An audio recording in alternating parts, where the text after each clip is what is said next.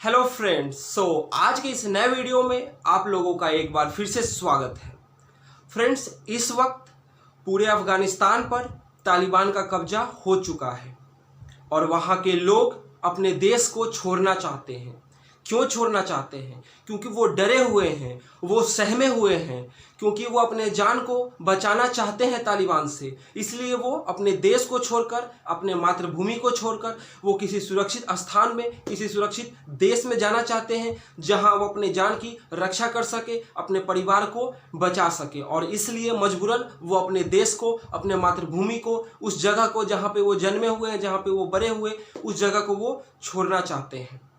दुनिया के बाकी मुल्क भी इसी काम में जुटे हुए हैं, अपने अपने नागरिकों को अफगानिस्तान से निकालकर अपने देश वापस ला रहे हैं और भारत सरकार भी इसी काम में जुटी हुई है। और जो भारत के वहाँ नागरिक रहते हैं उनको निकालकर भारत वापस लाया जा रहा है। और इस काम में अमेरिका भी काफ़ी तेज़ी से आगे बढ़ रहा है, यानी कि वो भी अपने नागरिकों को प्लस जो उनके सोल्जर्स हैं या फिर अफगानिस्तान के वो नागरिक जिन्होंने यूएस सोल्जर्स का किसी भी तरीके से मदद किया था, उनको निकालने में लगी हुई है।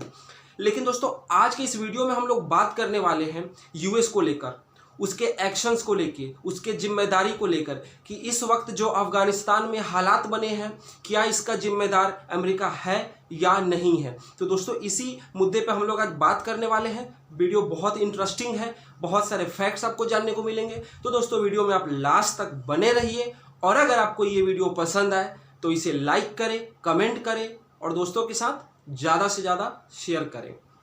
फ्रेंड्स, अगर हम पिछले कुछ वक्त में या यूं कहें पिछले कुछ हफ्ते में, कुछ महीनों में या पिछले 2-3 सालों में अगर हम अमेरिका के उनके तरफ से जो स्टेटमेंट आते हैं या वो क्या स्टेप्स ले रहे हैं रिगार्डिंग तालिबान, रिगार्डिंग अफगानिस्तान, अगर इन पर हम ध्यान दें तो हमें ये एहसास होगा, हमें ऐसा लगेगा कि कहीं ना कहीं तालिबान और अमेरिका के बीच में कोई ना कोई सीक्रेट डील है जिसके बारे में दुनिया नहीं जानती है, जिसके बारे में दुनिया सिर्फ कह सकती है, बोल सकती है, लेकिन उसका कोई प्रमाण नहीं है।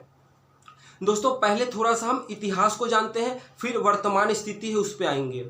दोस्तों, जब अफगानिस्तान में यूएसएसआर यानी कि रूस, जो कि उस वक्त यूएसएसआर था क्योंकि उसमें कई सारे देश शामिल थे, उसका प्रभाव जब अफगानिस्तान में बढ़ रहा था तो ये वही यूएसए था, ये वही अमेरिका था जिसने वहाँ पे उस ग्रुप को हथियार दिया, पैसे दिए, पाकिस्तान में उनको ट्रेनिंग जो बेस अड्डा दिया कि वो वहाँ पे ट्रेनिंग कर सके। और ये सब किस लिए?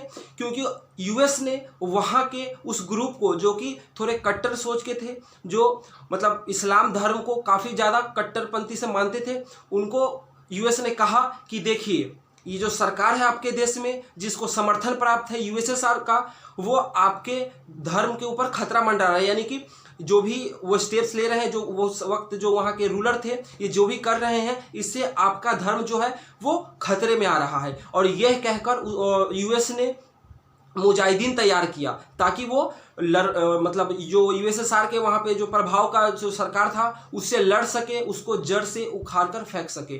तो आज जो तालिबान है ये यूएस का ही पैदा किया गया है, क्योंकि उस वक्त मुजाहिदीन को यूएस ने ही तैयार किया था, पैसे दिए थे, ट्रेनिंग का उनको आर्म्स एंड एम्युनिशन दिए थे, ट्रेनिंग के लिए उनको पाकिस्तान प्रोवाइड करवाया, तो हर तरीके से सपोर्ट किया। लेकिन क्या हुआ, जब यूएसएसआर चले गए, हार गए, वो 10 साल नहीं जीत पाए अफगानिस्तान को, तो यही मुजाहिदीन अपने आपस में लड़ने लगे। और जो बहुत सारे ग्रुप थे उसमें से एक ग्रुप जो है वो उभर कर आया और उसका नाम है तालिबान।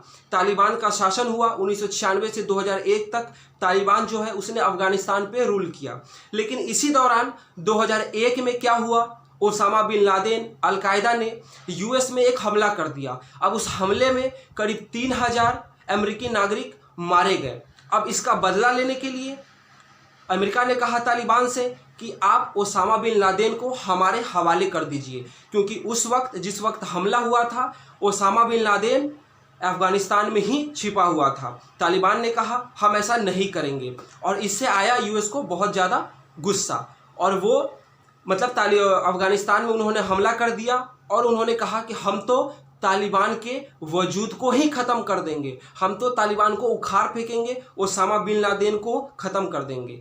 ये बात सही है कि ओसामा बिन लादेन को यूएसए ने मारा, पाकिस्तान में उस पर हमला किया गया और उसे मार गिराया गया। लेकिन जब 2001 में अमेरिका अफगानिस्तान में ये कह के आया था कि हम तो तालिबान का वजूद को ही ख़त्म कर देंगे, उन पे बमबारी करता था, डर के मारे जो तालिबान के लड़ाके थे वो गुफाओं में छुप जाते थे। तो आखिर आज ऐसा क्या हुआ कि वही अमेरिका तालिबान के सामने झुका हुआ दिख रहा है, यानी कि जो बात तालिबान कह रहा है यूएसए उसको, अमेरिका उसको नतमस्तक होकर मान रहा है। तालिबान ने धमकी दिया कि 31 अगस्त के बाद हम एक दिन भी नहीं चाहते हैं कि जो फॉरेन सोल्जर्स हैं, जो यूएस सोल्जर्स हैं, वो हमारी धरती पर रहें। यूएस ने कुछ नहीं कहा जी हुजूर, हम आपका जो आज्ञा है वो सिर माथे पर है, हम 31 तारीख के बाद यहाँ एक दिन भी नहीं रुकेंगे, हम चले जाएंगे। दोस्तों कई सारे ऐसे एक्शंस हैं, ठीक है, जिससे ये लगता है कि कहीं ना कहीं तालिबान और अमेरिका के बीच में कोई ना कोई सीक्रेट डील है। अब 2 दिन पहले की ही बात है, CIA के जो हेड हैं, ऐसा न्यूज रिपोर्ट आया कि वो मुल्ला बरादर से काबुल में मिल रहे हैं। तो आखिर इन दोनों के बीच में बात क्या हो रही है, कौन सी खिचड़ी पक रही है? तो दोस्तों उसी को समझने की कोशिश करते हैं कि जिस तालिबान के वजूद को पहले जिसको पैदा किया, फिर कुछ ऐसा वक्त आया कि उसी तालिबान के वजूद को वो ख़त्म करना चाहते थे, उसको आतंकवादी घोषित किया, और आज उसी तालिबान के साथ CIA के डायरेक्टर मीटिंग कर रहे हैं। तालिबान जो कह रहा है, यूएसए कह रहा है कि ठीक है जी हुजूर, हम आपकी बातों को मानेंगे, आपकी आज्ञा सिर माथों पर। दोस्तों यूएसए वो कंट्री है जो अपने आप को सुपर पावर कहता है, जिसके अंदर इतनी शक्ति है कि वो अफगानिस्तान को, तालिबान को ही नहीं, इस पूरे दुनिया को, इस धरती को कई बार तबाह कर सकता है। तो आखिर क्या यूएस के साथ कोई मजबूरी है या फिर तालिबान के साथ उसकी कोई डील है, जिसकी वजह से उसके एक्शंस, उसके स्टेटमेंट की वजह से हमें ऐसा लग रहा है कि यूएसए बहुत मजबूर है, यूएसए की तालिबान के सामने एक नहीं चल रही है। तो दोस्तों उसको समझने की कोशिश करते हैं। दोस्तों एक वीडियो में मैंने अपने कहा था कि जिस वीडियो में मैंने ये बात डिस्कस किया था कि आखिर यूएस क्यों वापस जा रहा है अफगानिस्तान से निकल के, तो उसमें मैंने आपको कहा था कि चाइना के बढ़ते हुए प्रभाव को वो काउंटर करना चाहता है, इसलिए वो सेंट्रल एशिया से निकलकर एशिया पैसिफिक में जाना चाहता है, यानी कि अपना सारा ध्यान अब वो चाइना को काउंटर करने में लगाना चाहता है। तो दोस्तों क्या इसी के चक्कर में कोई उसने तालिबान के साथ डील किया है? दोस्तों यहाँ पे बात समझने वाली ये है कि अब अफगानिस्तान में यूएसए के लिए कुछ नहीं बचा है, वहां पे रहकर भी यूएसए को कुछ हासिल नहीं होने वाला है, ठीक है, और उसको अब काउंटर करना है चाइना को, इसलिए वो निकलना चाहता है यूएसए से। लेकिन वो निकलने के बाद भी ऐसा नहीं चाहता था कि अफगानिस्तान जो हो वहाँ पे शांति स्थापित हो। अगर वो ऐसा चाहता तो इस तरीके से कुछ डील होता जहाँ पे तालिबान को अपर हैंड नहीं होता। अगर इस वक्त आप तालिबान के जो ट्रेजेक्ट्री है उसको फॉलो करें तो आपको लगेगा कि अगर अफगानिस्तान में अगर कोई सबसे मजबूत पार्टी है, कोई स्टेक होल्डर है, तो वो है तालिबान। और इतना मजबूत वो क्यों हुआ? क्योंकि पीछे से उसको सपोर्ट है यूएसए का। और आखिर यूएसए जब छोड़कर जा रहा है तो वो तालिबान को इतना मजबूत करके क्यों जा रहा है, इतना स्ट्रांग करके क्यों जा रहा है? तो दोस्तों इसके पीछे का बहुत ही बड़ा गेम प्लान है यूएसए का। दोस्तों गेम प्लान ये है कि यूएसए इस एरिया को, यानी कि सेंट्रल एशिया को, वो बहुत ज़्यादा अस्थिर करना चाहता है। वो चाहता है कि तालिबान इस एरिया में उसका उदय हो, वो बहुत ज़्यादा स्ट्रांग हो, यहाँ पे जो आतंकवाद की जो एक्टिविटी है वो बढ़े। और ऐसा वो क्यों चाहता है, अब इस बात को समझिए।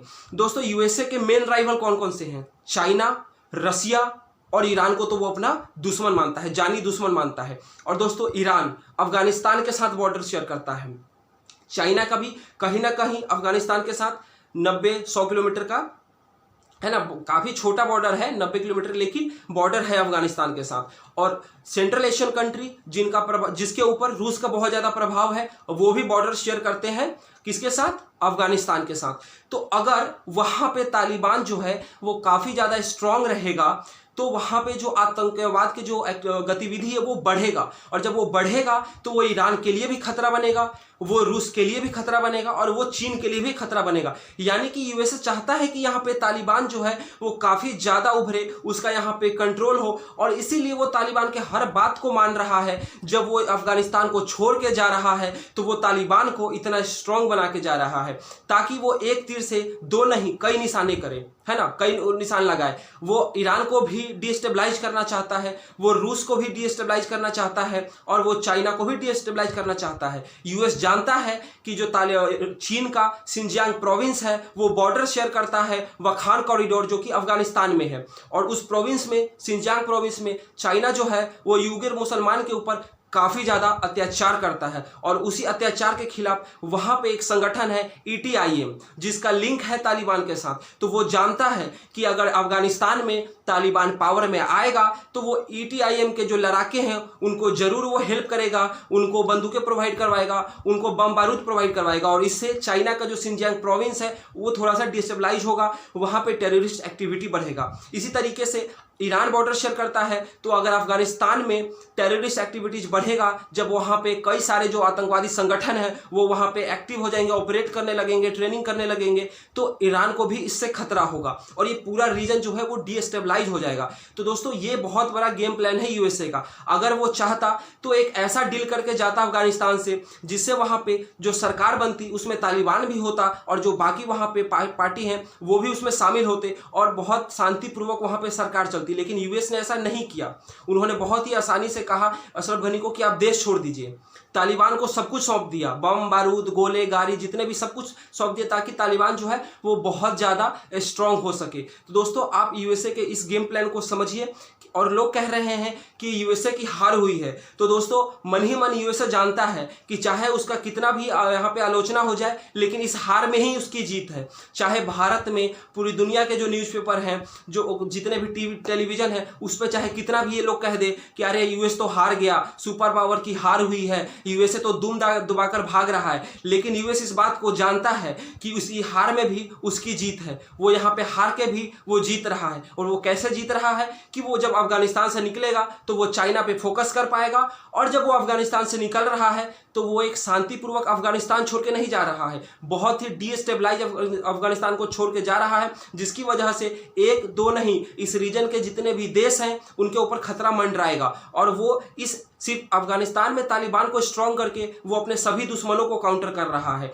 वो चाइना पे भी फोकस कर पाएगा, वो ईरान को भी डिस्टेबलाइज कर पाएगा, वो रूसिया को भी डिस्टेबलाइज कर पाएगा और वो चाइना को भी डिस्टेबलाइज कर पाएगा। तो ये पूरा गेम प्लान है यूएसए का। और दोस्तों ये सब कैसे हम समझ सकते हैं, सीआईए के डायरेक्टर मिल रहे हैं मुल्ला बरादर से जो कि वहाँ के राष्ट्रपति बनने वाले हैं। यूएस जो है वो हर एक बात ऐसे मतलब सर झुका के मान रहा है तालिबान का कि अब तो तालिबान ही इस दुनिया का नया सुपर पावर है। और जिस भी तरीके से सपोर्ट कर सकता है दोस्तों तालिबान का जो अमेरिका है वो सपोर्ट कर रहा है।